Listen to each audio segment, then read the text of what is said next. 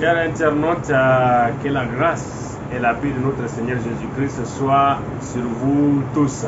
Ceci dit, aujourd'hui nous abordons un thème qui consiste à savoir la parole de Dieu. Est-elle Dieu ou créature de Dieu? C'est à cette question que nous allons répondre en réagissant à une série de commentaires de la part des gars de la DDR. Suivez plutôt. Ok. Au commencement était la parole était avec Dieu et la parole était Dieu. Je dis et je le prouve publiquement, la parole de Dieu n'est pas Dieu. C'est écrit. Je vous donne ce que je sais de cet enseignement-là. Parce que si la parole de l'éternel Dieu est Dieu lui-même, quand Dieu dit que la lumière soit, la lumière fut, la lumière devient Dieu.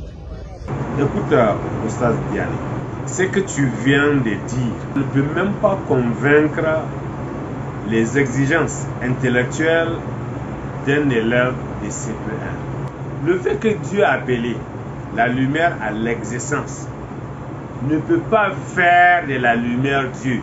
Il faut faire la part aujourd'hui entre les œuvres de Dieu et Dieu. Dieu, lorsqu'il crée une œuvre, elle est différente de Dieu. Elle reste et demeure une œuvre de Dieu. Elle est différente de Dieu. Dieu a créé la lumière est différente de Dieu, qui est l'auteur, qui est la source de la lumière. Et ils sont différents. On ne peut pas confondre l'œuvre de l'auteur de l'œuvre. Je suis désolé.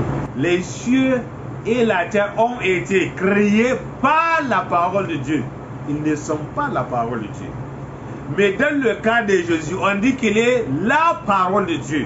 C'est là où il faut comprendre. Dieu lui-même ne crée pas sa parole, puisque Dieu n'est pas différent de sa parole. Il ne crée pas sa parole. Il parle et on entend. Et cette parole-là, parler de Dieu, n'est pas différente de Dieu. De la même manière qu'on ne peut pas séparer ta parole de toi, de la même manière qu'on ne peut pas séparer ma parole de moi. On ne peut pas séparer Dieu de sa parole. Quand tu me considères, pour les gens qui me connaissent, sans m'avoir vu, lorsqu'ils m'entendent en train de parler dans un groupe quelque part, ils vont dire, c'est Ango qui est là-bas en train de parler. Pourquoi? Parce qu'ils connaissent ma voix. Tu ne peux pas me dissocier de ma parole. Je ne crée pas ma parole, j'engendre ma parole. De la même manière, Dieu ne crée pas sa parole, il engendre sa parole. Donc, il faut comprendre que Jésus, qui est la parole de Dieu, n'est pas une créature de Dieu. Quand on dit Dieu a engendré Jésus, c'est dans ce sens-là. La parole engendrée. Lorsque je parle, j'engendre ma parole. Lorsque je parle, c'est toujours moi-même. Ok? Sous une forme vocale. Sous une forme qu'on entend. C'est toujours moi-même. Dieu n'a pas parlé et puis Jésus a existé. Non. Aussi longtemps que vous restez musulman, vous n'êtes pas qualifié pour comprendre ce que nous disons. Tu vois? C'est des choses simples, mais tu ne peux pas les comprendre. Pourquoi? Parce que tu n'es même pas à mesure de comprendre qu'entre toi et ta parole, il n'y a pas de différence. Donc nous sommes là en présence des choses que vous ne pouvez pas comprendre aussi longtemps que vous restez dans votre statut de musulman. Vous ne pouvez pas les comprendre, à plus forte raison en discuter et vouloir les expliquer aux autres. Vous-même, vous ne comprenez pas. Comment est-ce que vous pouvez vouloir les expliquer aux autres? C'est pas possible. L'idée qui consiste à dire que Jésus a été créé est un vilain mensonge. Et voilà pourquoi. Écoutez très bien. Dieu dit quoi? Que Jésus est sa parole et non le résultat de sa parole. Le reste de la création est un produit de la parole de Dieu. Mais Jésus, lui, n'est pas le produit de la parole de Dieu, mais la parole de Dieu elle-même. C'est pour cela qu'on vous explique. Jésus était la parole qui était avec Dieu, qui est donc Dieu. Aucune différence entre Dieu et sa parole. C'est comme il n'y a aucune différence entre moi et ma parole. Il n'y a pas de différence. Quand tu entends ma voix, si tu me connais, tu sais que c'est moi. Sans discussion. Donc Jésus n'est pas la parole de Dieu, mais la manifestation de la parole de Dieu. Voilà quelqu'un qui ne respecte même pas ce que son propre livre saint dit. Sur quelle base est-ce que toi tu dis que Jésus n'est pas la parole de Dieu, mais la manifestation de la parole de Dieu? Regarde ce que ton propre livre saint dit. J'ai lu Surat Imran, verset 46.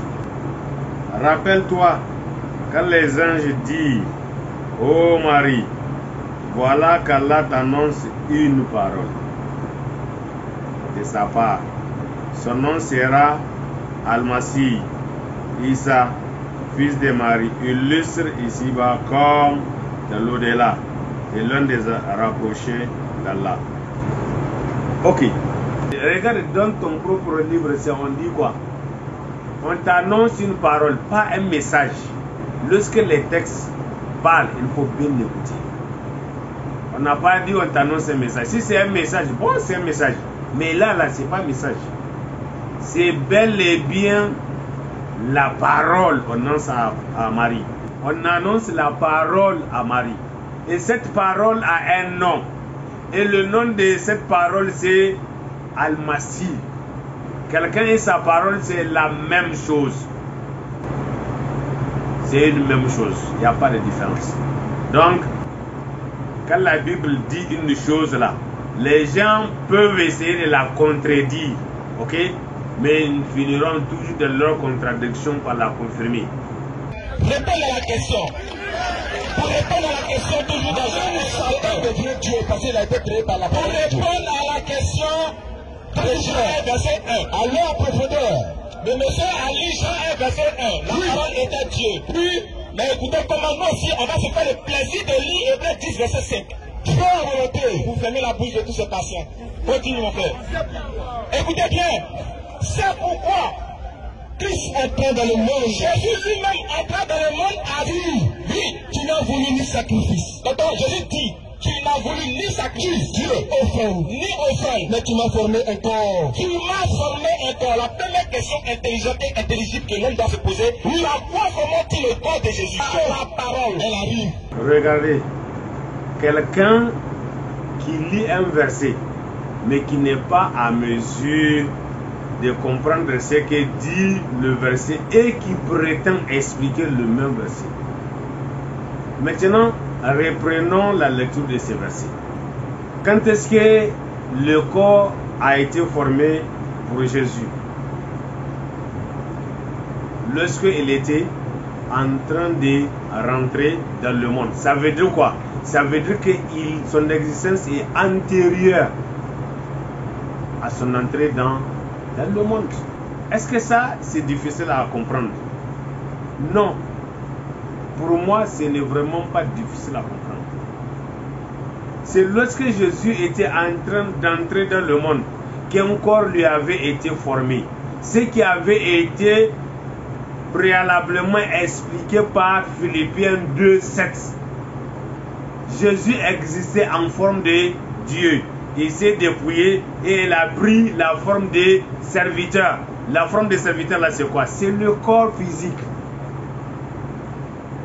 L'existence de Jésus-Christ est antérieure à son arrivée dans le monde. Nous vous expliquons ces choses, mais vous êtes incapable de les saisir. Pourquoi? Parce que vous êtes campé dans votre position.